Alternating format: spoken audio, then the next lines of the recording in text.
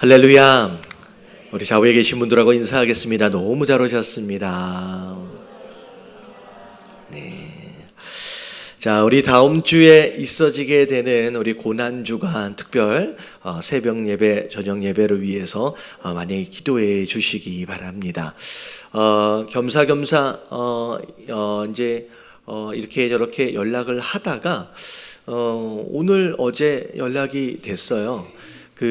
사실 여름에 저희가 이제 전에 작년처럼 아프리카 탄자니아 선교를 나가는 거에 대하여 이제 준비를 해야 될 시간들이 좀 되어져서 제가 이번에는 저희가 이제 전에 작년도에는 이제 다른 교회가 가는 선교를 저희가 이제 참여하는 상황에서 나갔거든요. 근데 이번에는 그냥 저희가 자체적으로 준비를 해가지고 선교를 좀 나가야 되겠다 생각을 해서 연락을 하고 있는 상황들 가운데서 이제 킬레만조로 쪽에서 사역을 하고 계시는 이병철 이제 선교사님이 다음 주에 들어오신대요. 다음 주에 화요일 날 한국에 잠깐 방문을 하신대요. 그래서 제가 다음 주에 저녁 예배를 쭉 준비를 하다가 사실 수요일과 목요일은 우리의 사명에 대한 내용들이 이제 있거든요. 근데 오히려 제가 그 사명에 대해서 제가 전하는 것보다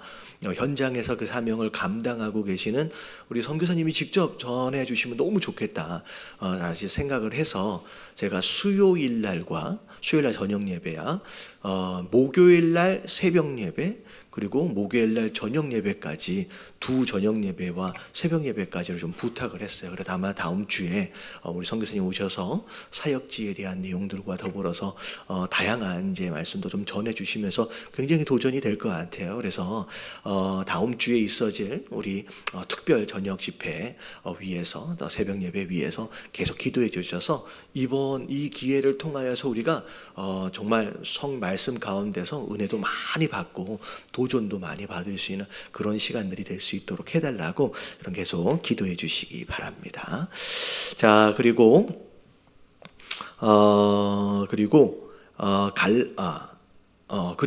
마지막 금요일 날 예배 때에는 가정에 대한 이제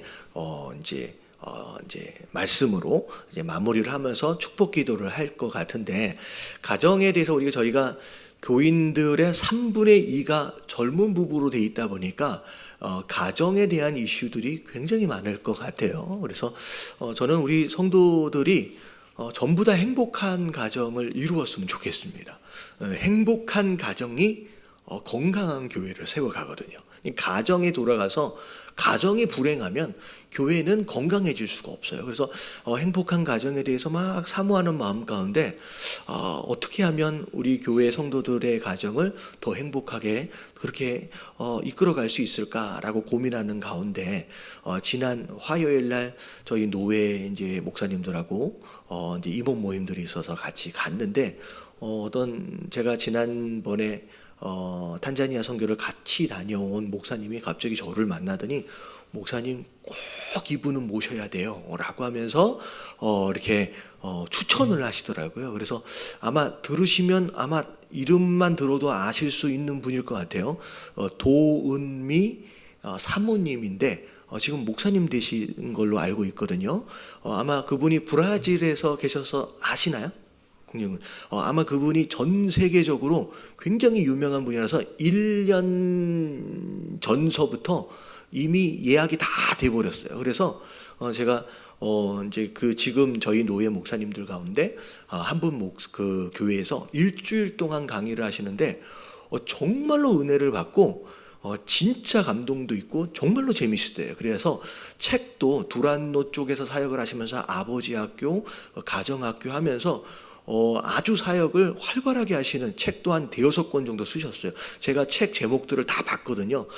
그냥 강사가 아니에요. 제가 보니까 정말로 가정에 대해서 진짜 고민을 많이 하면서 책도 쓰시고 경험도 있으시고, 그래서 그분을 제가 5월달 중에 부르려고 했는데 5월달은 몇 년 전서부터 이미 다 차버렸대요. 그래서 제가 6월달에 첫 번째 주 금토 주일날 이분이 목사님이시거든요. 그래서 이제 3일 동안 초청을 해가지고 부흥회를 좀 이제 진행을 하려고 합니다. 그래서 여러분들 이게 아마 다음 달서부터 광고도 나가고 배너도 걸리고 아마 이제 전도지나 이런 것들이 다 만들어질 거예요. 그래서 여러분들 이것을 여러분들의 가정이 더 행복해질 수 있는 기회로 좀 삼으시면 좋을 것 같고요. 쉽게 모셔올 수 있는 분이 아니에요. 진짜 이게 관계를 통하여 이제 부를 수 있는 분이라서, 그리고 전도의 기회를 삼으시면 좋을 것 같아요. 그래서 이분이 굉장히 유명한 분이니까 저도 되게 기대가 되고, 그러면 이것을 통하여서 우리가 5월달, 6월달 쭉 지나가면서 정말 우리 예담교회에 특별한 영적 바람도 불고 뜨거워지고 하는 그런 기회가 됐으면 좋겠습니다. 할렐루야. 기대가 되시나요? 우리 공주인 권사님은 저쪽 남미 쪽에 계셔서 제가 딱 이름을 얘기하니까 바로 이제 아시는 것 같아요. 네, 되게 유명한 분이세요. 그래서 기대하시면 좋을 것 같습니다. 자, 오늘은 이제 갈라디아서를 이제 마무리합니다. 자, 6장의 내용을 우리 함께 볼 텐데, 자, 지금까지의 스토리를 잠깐만 요약을 하면, 자, 우리가 무엇으로 말미암아 구원을 받는다? 믿음으로 말미암아 구원을 받는다. 우리가 율법을 지키는 것, 할례라고 하는 종교적 행위를 통하여 구원을 받는 것이 아니다. 율법의 역할과 할례의 역할은 그게 원래부터 구원을 받기 위한 목적으로 만들어진 것이 아니다라고 이야기되면서 믿음으로 구원을 받는다라고 계속 이제 바울 사도가 이제 강조를 했습니다. 자, 그래서 행위가 아닌 믿음이다라고 하는 것이 계속 반복적으로 여러 각도에서 설명이 되어지는 것 가운데, 자, 제가 행위는 구약에서의 행위는 구원을 위한 조건이 아니라 구원받은 자의 뭐라 그랬어요? 오히려 열매에 해당되어지는 게 우리의 행위다라고 말씀을 드렸습니다.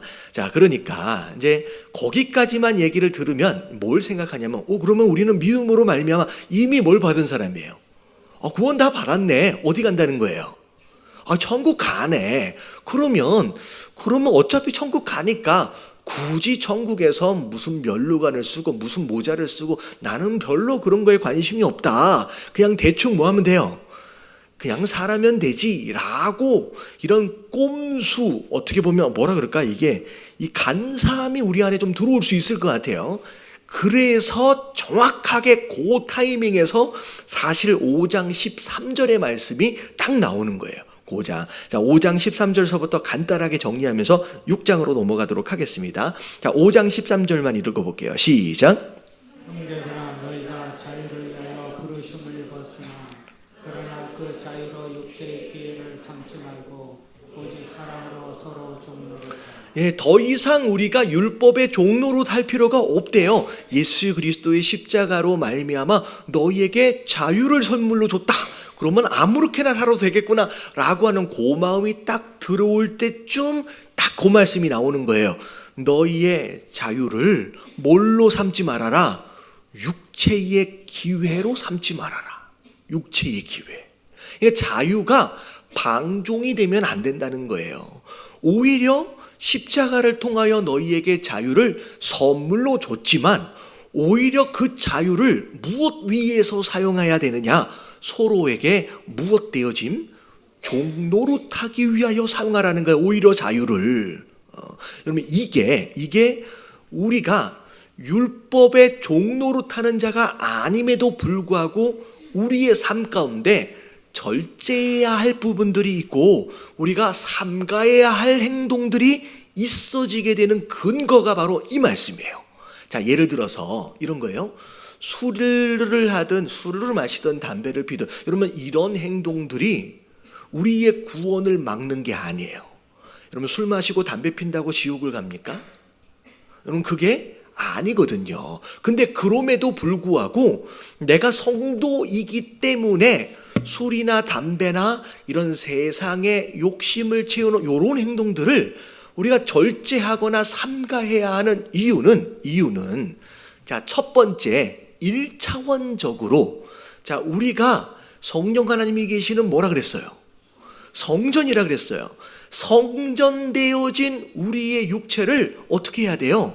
경건하고 거룩하게. 여러분, 이게 1차원 정도 수준에서의 이유가 되는 거예요. 깨끗한 성전. 근데 여기에서 한 단계 넘어가서 성숙한 자로서의 이유가 뭐냐? 바로 이거예요. 우리에게는 뭐든지 할 수 있는 자유가 있지만 서로의 유익을 위하여 섬기는 목적을 위해서라고 한다면 내가 원하고 좋아하는 일이다라고 할지라도 때로는 뭐 할 줄 알아야 돼요? 절제할 줄 알고 자제할 줄도 알아야 돼요. 삼가할 줄도 알아는 거예요. 내가 어떤 행동을 할 때에 이것으로 말미암아 누군가가 시험에 들어서 실족할 수 있는 일이 벌어진다라고 한다면 내가 그 일을 굳이 할 필요가 있다 없다? 없다는 거예요. 무엇을 위해서? 이 사람의 시험 들지 않도록 하기 위한 목적에서라도. 그래서 바울 사도는 내가 고기를 먹고 안 먹고 자유다. 근데 만약에 내가 고기를 먹는 것으로 인하여 누군가가 시험 들 만한 일이 발생을 한다면 나는 평생 어떻게 할 수 있다? 나는 고기를 안 먹을 수 있다라는 거예요. 여러분, 이게 자유로움을 선물로 받았지만 그럼에도 불구하고 우리의 삶에 절제할 수 있고 자제할 수 있는 그 무엇인가가 있는 가장 어떻게 보면 성숙한 이유라고 생각하시면 될 것 같아요. 그래서 서로 종로로 타며 서로 섬기기 위해서 그 자유를 스스로 절제할 수도 있어야 한다라는 거죠. 그러면서 자, 과연 믿음으로 구원을 받았다라고 하는데 과연 네가 가지고 있는 믿음이, 여러분 믿음은 잘 안 보이거든요. 이 믿음이 진짜인지 가짜인지 어떻게 확인할 수 있겠느냐. 그래서 이 밑에부터 쭉 나오는 내용이 뭐냐면, 자, 누군가는 육체의 욕심을 따른대요. 그리고 누군가는 뭘 따라요? 성령을 따른대요. 내가 진짜 믿음이 있는 자라고 한다면 여러분 뭘 따르는 자가 되어야 돼요? 그러면 성령을 따르는 자가 되어야 된대요. 그러면 내가 지금 성령을 따르고 있는지 내가 육체의 소욕을 따르고 있는지를 어떻게 알 것이냐. 자, 여기 뭐라고 나와 있냐면 육체의 소욕을 따르면 그의 삶에서 이런 열매가 맺어질 것이다. 하지만 성령을 따르면 이런 열매가 맺어질 것이다 라고 얘기하면서, 자, 19절에 육체의 소욕을 따르는 삶 안에서 나타나는 열매들이 나와요. 쭉 한번 읽어볼게요. 19절, 20절, 21절까지 시작.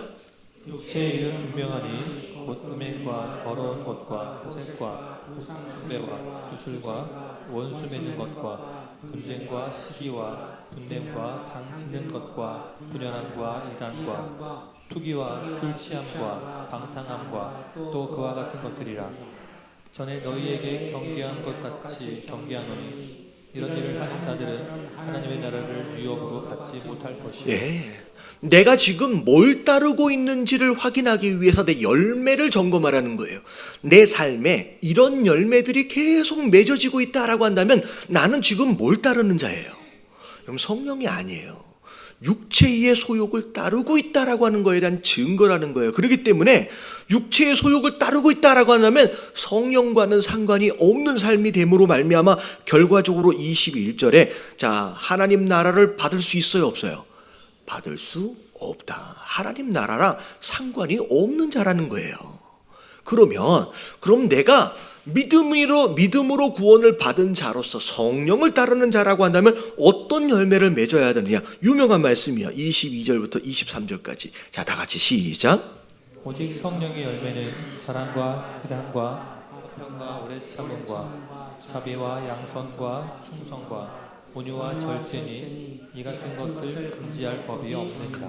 네가 진짜 믿음으로 성령을 따르고 있다라고 한다면 이런 열매가 맺어져야 한다라고 하는 것이죠. 그래서 자, 나쁜 열매는 왜 맺어요? 나무가 나쁘기 때문에. 여러분, 좋은 나무라고 한다면 당연히 어떤 열매를 맺어야 돼요? 좋은 열매를 맺을 수 있는 것처럼, 자, 어떻게 보면 나무의 됨됨이는 열매를 통하여 점검할 수 있다라는 거죠. 그래서 네가 과연 믿음으로 구원받은 것이 맞는지, 정말로 성령을 따르는 자가 맞는지 열매를 통하여 스스로를 점검하고 확인하라 라고 말씀하시는. 그래서 결국은 하나님 나라를 유업으로 받을 진짜 믿음의 사람들이 되어야 한다라고 하는 거에 대한 새로운 기준들을 지금 얘기하고 있는 겁니다. 그래서 그게 이제 5장 26절까지의 내용이고, 오늘 6장 1절서부터의 내용을 보면 이제 편지로 볼 때 이제 마무리를 하는 거예요. 1절을 같이 한번 봅니다. 시작. 형제들아, 사람이 만일 무슨 범죄한 일이 드러나거든 신령한 너희는 온유한 심령으로 그러한 자를 바로잡고 너 자신을 살펴보아 너도 시험을 받을까 두려워하라. 형제들아, 사람이라고 얘기하는데, 여러분 이 사람이는 형제와 자매들 사이에서의 사람, 그러니까 교회 안에 속한 자들 가운데 누군가가 만일 뭐 하거든? 범죄하는 일들이 드러난다라고 한다면, 여러분 이 내용은 전제가 뭐냐면 비록 성령을 따른다라고 함에도 불구하고 우리 안에 완벽하게 죄로부터 자유로울 수 있는 사람은 있어요, 없어요? 없다라는 거예요. 누구든지 실수를 할 수 있다는 거예요. 넘어질 수 있다는 거예요. 여러분 이게 굉장히 중요한 것이고, 어찌 보면 은혜에 우리에게 이 앞에 말씀만 딱 보면 이 어떻게 보면 성령의 열매들 가운데 나름대로 맺고 있는 열매들이 있기도 하지만, 저기 육체의 소욕을 따르는 그 열매들 가운데서도 적용되어지는 게 있어요, 없어요? 솔직하게 있잖아요. 그러면서 겁이 덜컥 나잖아요. 나는 이런 열매를 왜 조금씩 맺지? 그럼 겁이 덜컥 나요. 근데 진짜 감사하게 이게 은혜인 것 같아요. 비록 성령을 따른다라고 하지만 종종 넘어지고 쓰러지는 일들이 있다라는 거예요. 이게 참 감사할 일이죠. 근데 그런 일이 있을 때 그러면 이제 어떻게 해야 하느냐? 어떻게 해야 되느냐? 너희는 온유한 심령으로 그런 사람을 뭐 해주래요? 바로 잡아주래요. 다시 말하면 그냥 내버려 두는 게 사랑이 아니에요. 그냥 내버려 두면 어떻게 돼요? 여러분 그런 작은 죄가 전염성이 있어서 그의 삶의 전체를 망가뜨릴 수 있다라고 하는 거예요. 그래서 그런 일들이 있으면 바로 잡아주라는 거예요. 내버려 두면 안 된다는 거예요. 근데 바로 잡아줄 때 방법이 중요한데, 어떻게 바로 잡아주래요? 온유한 심령으로. 여러분 영어로 보면 젠틀리예요. 이건 뭐냐면 잘못했기 때문에 구약의 율법주의적인 사고방식을 가지고 정죄하는 식으로 하면 돼요, 안 돼요? 안 된다는 거예요. 부드럽게 그 사람이 돌이킬 수 있도록을 위해서 잘 붙잡아줘야 된다라는 거예요. 그래서 여러분 옛날 속담에 이런 게 있어요. 쥐도 구석지에 몰리면 고양이를 뭐 한대요? 고양이를 물어요. 무슨 얘기인지 아시겠죠? 목적이 이 사람을 바로 잡아줄 목적이다라고 한다면 코너로 몰면 돼요, 안 돼요? 여러분 안 돼요. 여러분 사람은 자존심이라는 게 있고 본성이 있어서 이게 코너로 몰리면 내가 잘못한 줄을 알고 있음에도 불구하고 돌이키기보다는 오히려 대들어요. 오히려 그렇게 반응하는 것으로 말미암아 돌이키지 못하는 상황으로 오히려 내가 몰고 갈 수 있다는 거예요. 그래서 내가 잘못 이 상황들에 대하여 내가 정죄해버리거나 아니면 코너로 내가 몰고 가면 이 사람이 돌이킬 수 있는 기회를 나로 말미암아 어떻게 돼요? 잃어버릴 수 있다는 거예요. 그래서 누군가가 정말로 잘못한 일이 있다라고 한다면 그것에 대하여 조심스럽게 정말로 이 사람을 사랑하는 마음으로 잘 붙들어줘야 한다라고 하는 그런 마음으로 조심스럽게 잘 붙잡아줘야 한다라고 하는 것을 이야기하는 거예요. 그것이 곧 이렇게 붙잡아주는 사람도 그렇고, 그리고 그 붙잡아줌을 받는 그 사람도 그렇고 함께 살 수 있는 비결이라는 거예요. 여러분, 대부분 이런 일들을 통하여 시험에 드는 일들이 많이 발생을 합니다. 이런 교회 안에서 여러분 지혜롭게 붙들어 주시게 되길 주님의 이름으로 축원합니다. 예. 그런 가운데 자, 그렇게 바로 잡아주되 그 대신 또 하나가 해야 될 게 있어요. 네 자신을 살펴보라는 거예요. 왜 하나님이 왜 그게 내 눈에 보이도록 하셨을까? 왜 내가, 다른 사람들은 다 모르는데 왜 내 눈에는 그게 보이고 왜 내 귀에는 그게 들리도록 하셨을까? 그러면 이게 하나님의 섭리거든요. 그러면 이게 발견되어지는 순간 행여나 내 삶에도 그런 부분이 있지는 않는지 여러분 스스로 돌아볼 수 있는 기회가 되어지시길 주님의 이름으로 축원합니다. 그래서 형제의 눈에 뭐가 보였어요? 형제의 눈에 티가 보였어요. 근데 예수님 뭐라고 말씀하세요? 네 눈엔 뭐가 있을 수 있다? 네 눈엔 둘보가 있을 수 있다는 거예요. 누군가에 대하여 정죄하는 마음이 확 올라오는 순간 오히려 그거보다 더 큰 비슷한 죄가 네 안에 있는 것을 오히려 하나님이 깨닫도록 보여주시는 것일 수 있다는 거예요. 그래서 누군가를 잡아주면서 스스로 나는 그런 사람이 아닌지 돌아볼 수 있는 저와 여러분들 되시길 주님의 이름으로 축원합니다. 그래서 네 자신을 잘 돌아보고 너도 그렇게 시험당하지 않도록 두려워할 줄 알아야 된다는 거예요. 너도 똑같이 쓰러질 수 있기 때문에. 자, 그러면서 2절에 자, 다 같이 시작. 너희가 짐을 서로 지라 그리하여 그리스도의 법을 성취하라. 예, 여러분 이래서 사실은 교회가 필요한 거예요. 여러분 이게 교회 공동체 안에서 상호간에 서로 있어져야만 한 유대 관계예요. 여러분 교회에 나오는 가운데 예배만 딱 드리고 사라지는 여러분 이런 신앙생활을 여러분 이러한 교회 안에서의 유대 관계를 전혀 누리지를 못한다는 거죠. 물론 교회 안에서의 상호 관계 속에서 시험 들고 상처받는 일들도 있을 수 있어요. 하지만 중요한 건 뭐냐면 속담 얘기가 자꾸 나오는데 옛날에 뭐라 그랬어요? 구대기 무서워서 장을 못 담그냐.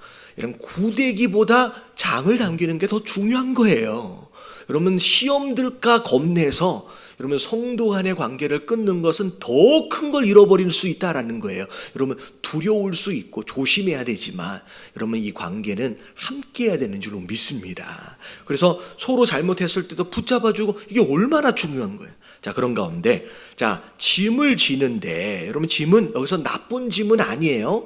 해야 할 사명에 대한 내용일 수 있습니다. 근데 너희가 짐을 어떻게 지래요? 서로 져주래요. 그래서 배짓장도 맞들면 낫다. 그건 누가 그러더라고요. 배짓장을 맞들면 서로 귀찮아진대요. 근데 중요한 건 뭐냐면 자 보세요. 배짓장을 드는 게 목적이 아니에요. 하나님이 진짜 기대하시는 것은 그 배짓장을 누구와 함께 드느냐에 더 관심이 있어요. 여러분 오히려 하나님은 그렇게 그분의 뜻을 이루어 가시는 줄로 믿습니다. 그래서 교회 안에서도 보고 하나님의 일을 보면 누군가 진짜 카리스마 있고 탁월한 자가 혼자서도 해버릴 수 있는 일이지만 하나님은 오히려 그렇게 하기보다는 서로 합력하여 뭐를 이루어라? 선을 이루어라. 여러분 하나님의 뜻이에요. 그게 작은 일이라도 함께하면 하나님이 더 기뻐하시는 줄로 믿습니다. 그래서 짐을 서로 같이 져주래요. 그리하여 그리스도의 법을 성취하래요. 여러분 그리스도의 법이 뭐예요? 하나님 사랑과 더불어 무엇으로 완성이 돼요? 이웃 사랑으로. 그러니까 서로 짐을 같이 져주는 것으로 말미암아 이웃 사랑의 계명, 그게 그리스도의 계명으로 오면겨 오면서 그렇게 성취되어질 수 있다는 거예요. 자, 그리고 3절에 보니까 만일 누가 아무것도 되지 못하고 된 줄로 생각하면 스스로 속임이니라. 어떻게 보면 이런 내용이에요. 자기 아무것도 아니에요. 근데 자기가 뭐라도 된 것처럼 뭐하고 사는 사람들이 있어요. 착각하고 사는 거예요. 어떻게 보면 지금까지 조언하고 있는 이 모든 내용들의 말씀을 순종하고 그렇게 살아가지 않고 있으면서 아주 자기가 대단한 존재인 것처럼 착각하면서 내가 제일 똑똑하고 내가 제일 경험이 이렇게 착각하고 사는 사람들이 있다는 거예요. 그거 착각이다. 스스로 속이는 거래요. 자, 그러면서 자 4절에 그러니까 혼자 독불 장군처럼의 신앙생활은 존재하지 않는데요. 자, 그러면서 각각 자기의 일을 살피라. 자, 남의 일도 도와주지만 자, 먼저 내가 뭘 해야 되는지에 대하여 자기 일을 먼저 살펴야 합니다. 자, 근데 살펴야 한데, 자, 이거는 이 자기의 일을 살펴라라고 하는 것은 영어를 보면 뭐라고 나와 있냐면 네가 행동하는 것들을 테스트해 보래요. 네가 잘 하고 있는지 잘못하고 있는지를 점검하라는 얘기예요. 자, 그리하면 자랑할 것이 자기에게는 있어도 남에게는 있지 아니하리니. 이게 한국말이 되게 어려워요. 여러분 이렇게 쓰면 안 되고요. 어떤 의미냐면 네가 어떻게 행동하는지 네가 스스로 확인을 해보면 남에게 자랑할 만한 일들이 있다 없다란 얘기예요. 그러니까 자기가 어떻게 살고 있는지를 제대로 모르고 있기 때문에, 제대로 점검하지 않고 있기 때문에 누군가를 만나면 하여튼간 시작부터 끝까지 누구 자랑? 이게 전문 용어로 지자랑이에요. 계속 처음부터 자기가 다 잘났어요. 이게 자기를 진짜 제대로 돌아보지 않기 때문에 자기 자랑하는 거예요. 이게 자기를 잘 돌아보면 절대 내 입 밖에서 남에게 자기 자랑을 할 수 없게 될 것이다. 스스로 한번 돌아보라라고 하는 거예요. 자기 잘난 멋에 사는 사람들 네 스스로를 확인해 봐라. 뭔가 문제가 있다는 거죠. 그러면서 자 5절 각각 자기의 짐을 질 것이다. 그래서 맨 처음에는 서로 짐 드는 것을 도와줄 필요도 있지만 또 자기의 짐을 자기가 책임감 있게 감당하는 것도 중요합니다. 자, 그러면서 6절 다 같이 한번 읽어볼게요. 시작. 가르침을 받는 자는 말씀을 가르치는 자와 모든 좋은 것을 함께하라. 자, 가르침을 받는 자는 오늘날로 얘기하면 성도에 해당되겠죠. 그리고 말씀을 가르치는 자는 누구에 해당될 것 같아요? 저에게 해당돼요. 자, 저에게 해당되는데, 자, 그런 자와, 자, 성도는 목사와 모든 좋은 것을 함께 하래요. 여러분, 이거는 간단하게 얘기하면 어떻게 설명할 수 있냐면, 맛있는 거 있으면 같이 나눠 먹어야 된다. 라고 생각할 수 있을 것 같아요. 좀 가져오세요. 여러분, 이거는 이제 큰 범위에서 얘기하면 뭘 의미하느냐면 저하고 성도하고 어떤 관계 안에 있어라? 좋은 관계 안에 있어요. 여러분 말씀을 가르치는 자, 하나님 말씀을 대언하는 목사와 성도는 여러분 좋은 관계 안에 있을 때 여러분 이 신앙생활이 행복해지게 돼 있어요. 왜냐하면 저의 말을 통하여 또 저의 행동들을 통하여 여러분들이 간접적으로 하나님의 음성을 듣고 하나님을 경험하거든요.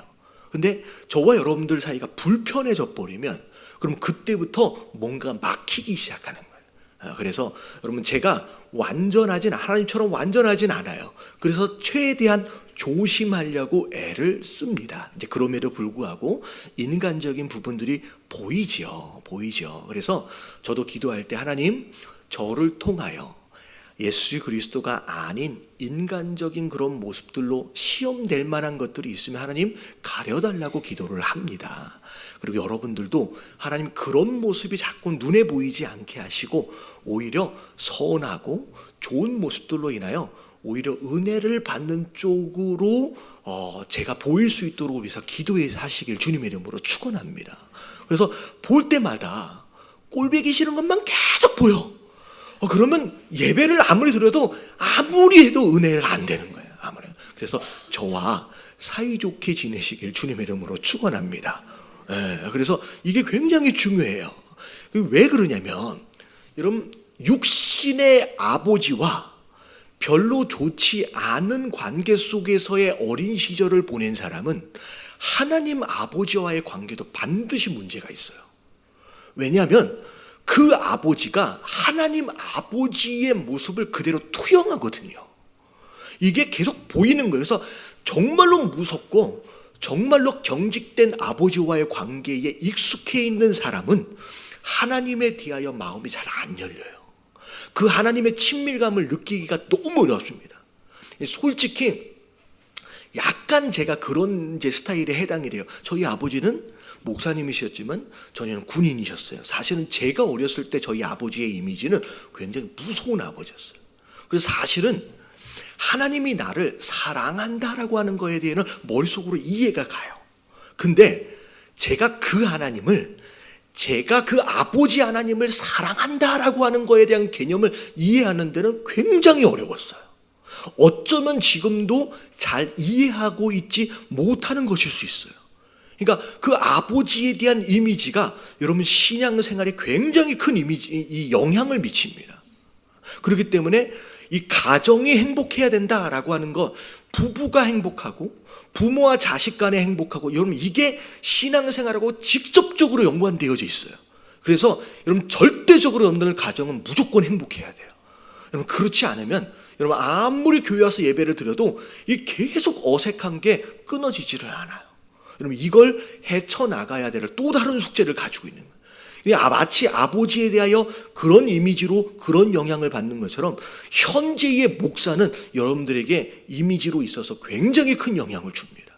그래서 여러분 기도하실 때 저도 그걸 위해서 기도하지만 여러분들도 그걸 위해서 기도해서 여러분 신앙생활을 함에 있어서 제가 여러분들에게 도움이 돼야지, 제가 여러분들에게 여러분의 신앙에 방해꾼이 되어져서는 안 되는 줄로 믿습니다. 그래서 맛있는 거 나눠 먹으라는 얘기가 아니라 좋은 관계 안에 있어라 라고 하는 얘기입니다. 자, 그리고 나서 7절 같이 한번 읽어볼게요. 시작. 스스로 속이지 말라. 하나님은 없인 여김을 받지 아니하시나니 사람이 무엇으로 심든지 그대로 거두리라. 자, 하나님은 속아 넘어가지 않아요. 하나님은 그런 분이 아니에요. 뭘 얘기하시려고 그러냐? 자, 사람이 무엇으로 심든 그대로 거둘 것이다. 심는 대로 거둔대요. 여러분 제가 중간중간 우리 속담을 자주 얘기하잖아요. 여러분 속담을 자주 이야기하는 게 뭐냐면, 여러분 속담에 전체는 아닙니다. 그러니까 속담이 왜 만들어졌어요? 수많은 사람들이 수많은 세월을 살다 보니 이게 인생의 원리구나 라고 하는 걸 요만큼씩 깨달아가는 거예요. 경험을 통하여서. 근데 하나님 말씀을 보니까 수많은 사람들이 수많은 세월 동안 요만큼 깨달았는데 하나님 말씀을 보니까 이미 그 내용이 다 있어. 그 삶의 지혜가. 누군가의 경험으로 얻는 것보다 여러분 하나님은 이미 우리 인생을 설계하신 분으로서 이미 다 알고 계세요. 근데 그 중에 보면 세속적이고 어떻게 보면 합당치 못한 속담들도 종종 있습니다. 근데 이제 그건 하나님 모르기 때문에 이제 착각을 하는 거죠. 근데 요 속담도 있는 것처럼 콩 심은 데 콩 나고 팥 심은 데 팥 난다. 이게 딱 그 말이에요. 자, 그런데 뭘 심느냐? 자, 볼게요. 8절에 보니까 자기 육체를 위하여 심는 자. 한마디로 얘기하면 잘 먹고 잘 사는 것이 목적이에요. 그걸 위해서 심고 있다라고 한다면 결국은 어떻게 될 것이다? 육체로부터 썩어질 것이다. 그걸 얻어서 누리면서 행복해지는 게 아니에요. 결론이 아니라 결국은 썩어질 것을 얻는 자로서 결국 망한다는 얘기예요. 하지만 성령을 위하여 심는 자, 성령을 위하여 심는 자는 성령으로부터 뭘 얻었다? 영생을 얻게 될 것이다 라는 거죠. 잠깐 살다가 갈 수밖에 없는 이 땅의 부귀영화, 여러분 이것을 위하여 여러분들의 삶을 걸지 마세요. 여러분 이것은 마치 무엇과 같냐면 이미 밑에 구멍이 뚫려서 침몰하고 있는 배에 투자하는 거랑 똑같은 거예요. 여러분 그 배 위에 앉아서 커튼을 뭘로 바꾸고 침대를 뭘로 바꾸고 여러분 아무런 의미가 없어요. 곧 뭐 할 거예요? 네? 침몰해 버릴 거예요. 여러분 거기에 망하는 회사에 주식을 투자하는 바보가 어디 있어요? 여러분 영원한 것에 투자할 줄 알고 그것을 위하여 심을 줄 아는 저와 여러분들 되시길 주님의 이름으로 축원합니다. 그래서 뭐 봉사를 하라, 헌신을 하라, 뭐 전도하고 선교하라. 여러분 이 헌신과 수고로움은 여러분 사실 헌신하는 얘기가 아니라 상식적으로 살아보라는 거예요. 상식적으로 한번 생각해 보라는 거예요. 망하는 회사에 투자하는 바보가 어디 있느냐. 영원한 것에, 영원한 가치에 투자할 줄 아는, 이건 상식이지 않느냐. 지금 그 얘기가 되는 거죠. 자, 9절과 10절. 자, 다 같이 한번 읽어봅니다. 시작. 우리가 선을 행하되 낙심하지 말지니 포기하지 않으면 때가 이름에 거두리라. 자, 성령을 위하여 심는 것을 뭐라고 설명했어요? 선을 행하되라고 설명했어요. 다시 말하면 성령을 위하여 심는 자는 어떤 열매가 나타나요? 행동에 선을 행하는 것으로 나타나는 거예요. 선을 행하는 것으로 성령을 위하여 심는 것이 되어지는 거예요. 근데 선을 행하면 뭐 하지 말래요? 여러분, 낙심하지 말고 포기하지 말래요. 이 말은 내가 선을 딱 행했어요. 그러면 심은 것만큼 바로바로 그런 열매들이 딱딱 거둬지면 여러분, 뭐 어떻게 보면 낙심하거나 포기할 일이 없겠지요. 낙심하거나 포기하지 말라고 말씀하시는 이유는 나는 기껏 심었는데 내가 기대한 것만큼 내가 원하는 때에 열매가 맺어져야 안 맺어져요. 우리가 항상 기대한 것보다 뒤에 맺어지고요. 내가 기대한 것보다 어쩌면 다른 열매가 맺어질 수도 있다라는 거예요. 그랬을 때, 그런 일들이 있을 때 그것으로 인하여 금방 실망해 버리지 말래요. 낙심하지 말래요. 아, 이래서는 안 되네, 이렇게 하니까 안 되네 라고 하면서 포기해 버리지 말래요. 여러분, 이 선을 통하여 이루어지는 열매는 시간이 오래 걸려요. 그래서 밑에를 보니까 때가 이름에, 이 얘기는 결국은 어떤 때가 온다는 거예요? 거둘 때가 온다는 거예요. 그 때가 될 때까지 절대 낙심하거나 포기하지 말라라고 말씀하시는 거예요. 그래서 여러분들의 선을 행하는 것으로 말미암아 지금 무엇인가 투자하고 심고 계시는 것들이 있다라고 한다면 여러분, 열매가 맺어질 때까지 여러분 절대 포기하지 마시길 주님의 이름으로 축원합니다. 예. 그 결국은 추수는 누가 하는 거예요? 열매가 맺을 때까지 기다린 사람이 추수를 해요. 이미 중간에 포기하면 어떤 일이 벌어지냐면요, 기껏 내가 심었는데 누가 거둬요? 남이 거두는 일들이 벌어진다는 거예요. 여러분, 그렇게 하지 말라는 거예요. 그러므로 우리는 기회 있는 대로 모든 이에게 착한 일을 하되 더욱 누구에게 하라? 믿음의 가정들에게 할지니라. 그래서 어떻게 보면 저 멀리 나가서 선교하며 섬길 수도 있지만 어떻게 보면 가장 가까이에게 허락하신 가정과 믿음의 교우들에게 우리가 먼저 할 수 있는 거, 이게 너무 중요하다는 거예요. 그래서 가정이 서로 맨날 싸우면서, 그리고 교회 안에서 성도들끼리 맨날 싸우면서, 그러면서 전도 가고 그리고 선교하고, 이게 앞뒤가 안 맞는 거라는 거죠. 그래서 양쪽을 우리가 먼저 잘 할 수 있어야 된다라고 이야기를 합니다. 자, 그러면서 자, 이제 마무리를 하면 11절, 12절 같이 한번 읽어볼게요. 시작. 내 손으로 너희에게 이렇게 큰 글자로 쓴 것을 보라. 무릇 육체의 모양을 내려 하는 자들이 억지로 너희에게 할례를 받게 하려 하니 그들이 그리스도의 십자가로 말미암아 박해를 면하게 할 뿐이다. 자, 내가 손으로 너희에게 이렇게 큰 글씨로 쓴 것을 보라. 이 이제 바울 사도가 직접 이제 자필로 누가 봐도 알아볼 만큼 정확하게 지금 쓰고 있다라는 얘기입니다. 자, 그런 가운데 육체의 모양을 내려 하는 자들, 여러분 이게 할례를 주장하는 사람이에요. 이 할례는 육체에 행하는 거잖아요. 자, 억지로 너희에게 너희도 할례를 받아야 돼, 그래야 구원받아 라고 주장하는 사람들, 자, 그들이 그리스도의 십자가로 말미암아 박해를 면하려 할 뿐이라. 어떻게 보면 지금 이 당시에는 유대교인들이 예수 그리스도의 십자가를 믿는 크리스천들을 굉장히 박해를 했어요.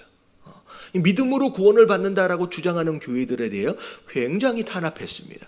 그러니까 어찌 보면 믿음으로 구원을 받는 것도 많은데 그래도 그냥 할례를 행해. 어떻게 보면 그런 박해, 잠깐 이 땅에서의 안락함과 평안함을 위해서 어찌 보면 굉장히 중요한 이 개념을 타협하는 거라는 거죠.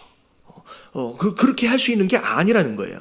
자, 할례를 받는 그들이라도 스스로 율법을 지키지 아니하고 그냥 몸으로만 할례를 받았어요. 그러면서 사실은 율법을 다 행할 수 있는 것도 아니면서 너희에게 할례를 받게 하려는 것은 그들이 너희의 육체로 자랑하려 함이니라.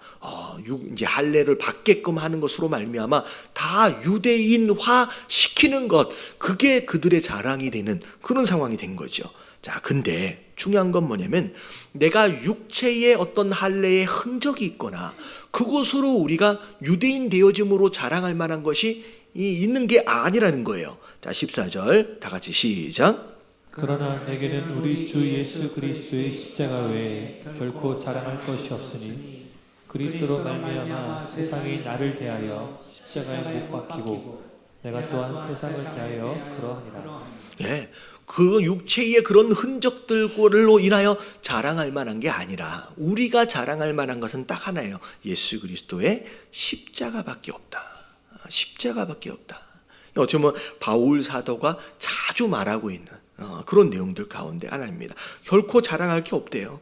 그리스도 말미암아 세상이 나에 대하여 십자가에 못 박히고 내가 또한 세상에 대하여 그러하니라 라고 얘기하면서 사실은 이 뒤에 있는 말씀은 뭐에 대한 내용이냐면 세상에 대한 나의 관심, 세상에 대한 나의 관심, 이미 십자가에서 못 박혀버렸다.